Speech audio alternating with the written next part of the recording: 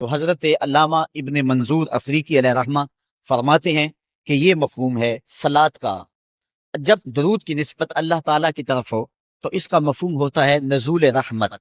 اللہ تعالیٰ جل شانہ اپنے محبوب پر مزید رحمتوں کا نزول فرماتا ہے، جس سے حضور کے درجے بلند ہوتے ہیں اور حضور کی عظمت میں اور اضافے ہوتے ہیں۔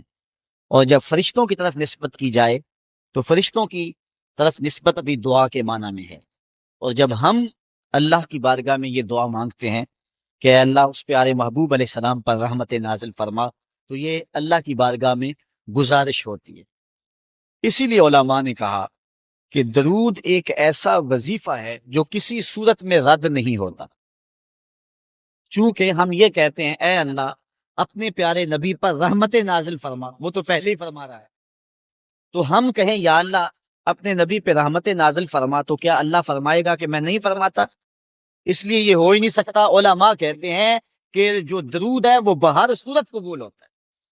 اس لیے حضرت عمر رضی اللہ تعالیٰ عنہ فرماتے ہیں کہ دعا کو درود کے ساتھ جوڑ لو، درود تو قبول ہونا ہی ہونا ہے، تمہاری دعا بھی قبول ہو جائے، کیونکہ اللہ تعالیٰ جل شانہ کی یہ شان نہیں ہے کہ بعض کو قبول کر لے اور بعض کو ترک کر دے۔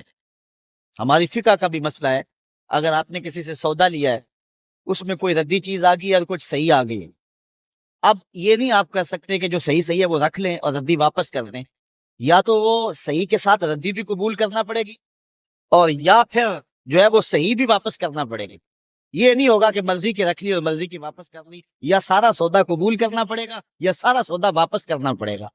تو اللہ تعالیٰ جل شانہ کے حضور جب درود کے ساتھ دعا مانگی جائے تو پھر اللہ تعالیٰ جل شانہ اس دعا کو چھانٹ کے الگ نہیں کرتا کہ میں نے یہ نہیں قبول کرنی۔ درود کے ساتھ جو مانگی ہوئی دعا ہے اللہ وہ بھی مستجاب فرما لیتا ہے، وہ بھی قبول فرما لے۔ درود پاک وہ بابرکت عمل ہے کہ جو اہل ایمان کو تعلیم دیا گیا۔ علماء نے لکھا کہ زندگی میں ایک مرتبہ درود شریف پڑھنا فرض ہے، اور جب حضور علیہ السلام کا نام لیا جائے اس وقت درود پڑھنا واجب ہے۔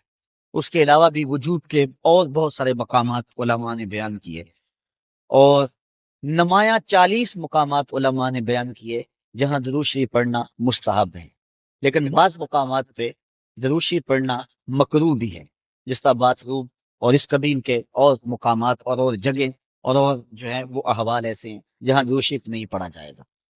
باقی درود شریف وہ بابرکت وظیفہ ہے، وہ مقبول بارگاہ عمل ہے کہ جس کو جتنی بار مرضی پڑھو، ایک تو طبیعت میں اکتاہٹ نہیں ہو، انسان تھکتا نہیں، اور دوسرا اس عمل کی برکتیں اتنی ہیں، اس کا ثواب اتنا ہے کہ حضور نبی رحمت صلی اللہ علیہ وسلم کا فرمان حضرت ابو ہریرہ رضی اللہ تعالی عنہ سے سماعت کر لیجئے کہ حضور علیہ السلام نے ارشاد فرمایا من صلی علیہ صلاۃ واحدۃ صلی اللہ علیہ عشرا، جو میرے اوپر ایک مرتبہ درود پڑھتا ہے اللہ تعالیٰ اس پہ 10 رحمتوں کا نزول فرماتا۔